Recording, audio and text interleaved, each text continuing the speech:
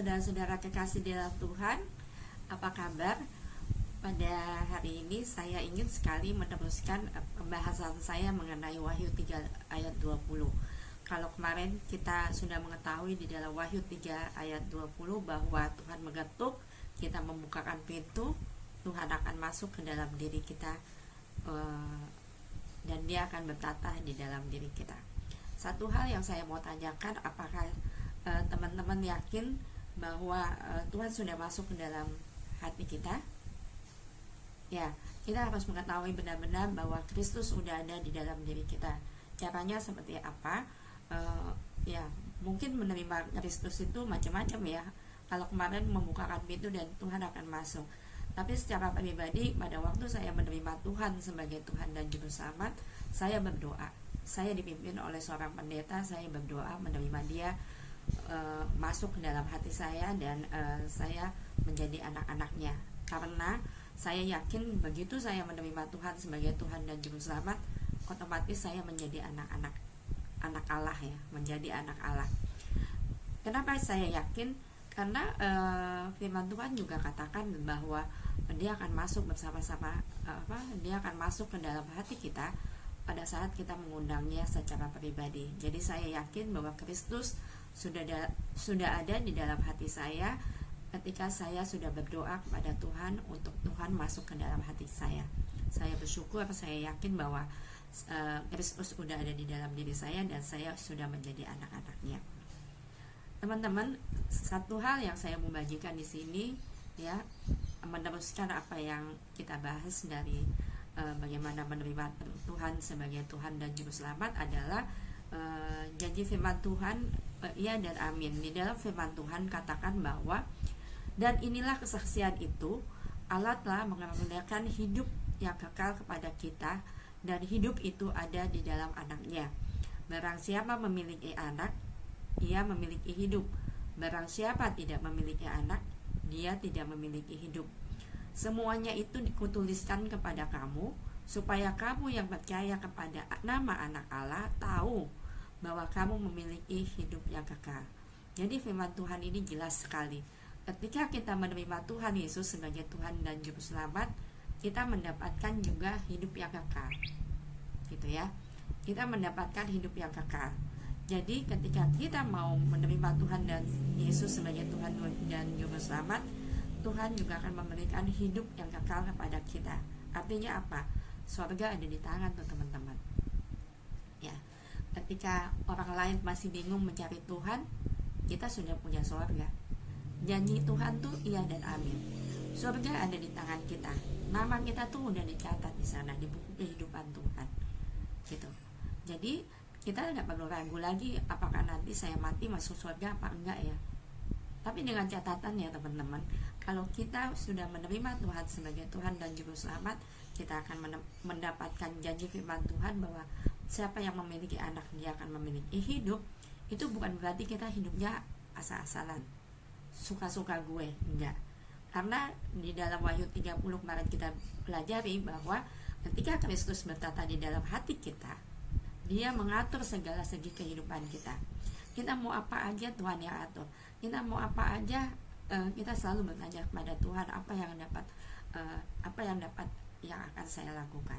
Jadi semuanya sudah diatur oleh Tuhan, sehingga kita tidak ragu lagi bahwa ketika kita menyerahkan hidup kita kepada Tuhan, Tuhan yang memimpin hidup kita dan kehidupan kita akan teratur. Gitu.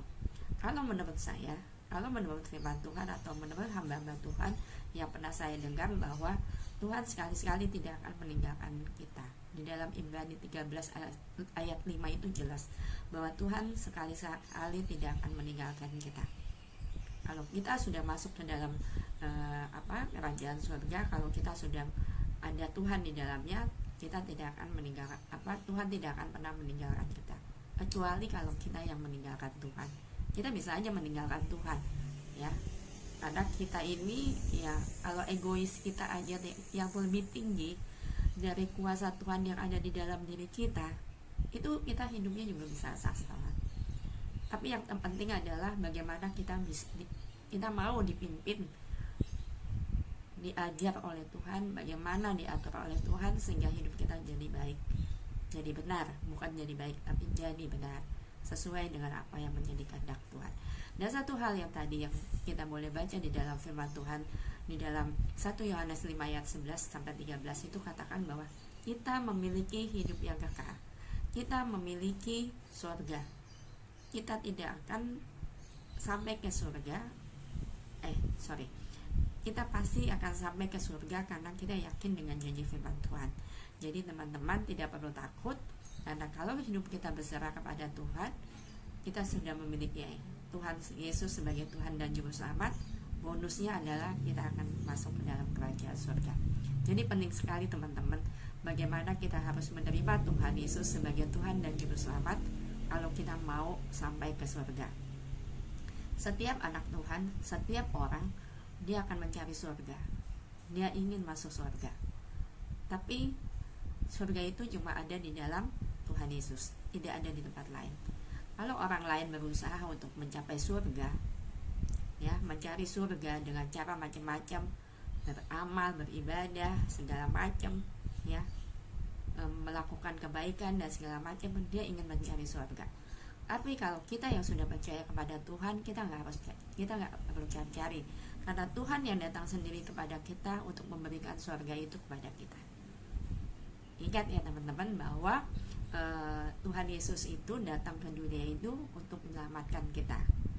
Kita nggak bisa cari-cari Tuhan, kita nggak bisa kita tidak bisa menggapai Tuhan, tidak bisa.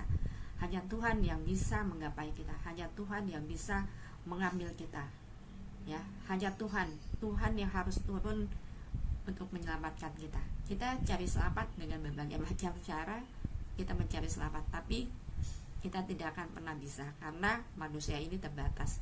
Manusia ciptaan Tuhan, hanya Tuhan yang bisa menolong kita dan memberikan surga kepada kita. Inilah teman-teman janji Tuhan bahwa barang siapa menerimanya, dia akan menerima hidup yang kekal juga. 1 Yohanes 5 ayat 11 sampai 13 katakan demikian. Barang siapa menerima anaknya, dia akan menerima hidup yang kekal. Barang siapa tidak menerima anak, dia tidak akan mendapatkan hidup yang kekal. Ini janji firman Tuhan. Setiap orang yang menerimanya, percaya kepada Tuhan Yesus sebagai Tuhan dan Juru Selamatnya, dia akan memiliki hidup yang kekal. Yang penting adalah bagaimana kita, apakah kita sudah menerima Tuhan sebagai Tuhan dan Juru Selamat secara pribadi atau tidak. Kita akan mendengar sama-sama firman Tuhan ini, ya, pembahasan ini, biarlah ini boleh menjadi kekuatan bagi kita, dan janji Tuhan itu iya dan amin. Kita tidak pernah takut bahwa Tuhan selalu menolong kita, memberikan janji firman Tuhannya, yaitu hidup yang kekal kepada setiap orang yang mau percaya kepada Dia, menerima Dia sebagai Tuhan dan Juru Selamatnya. Tuhan memberkati kita semua, kiranya kita boleh mendapatkan hidup yang kekal yang datangnya daripada Tuhan. Terpujilah nama Tuhan. Amin. Shalom.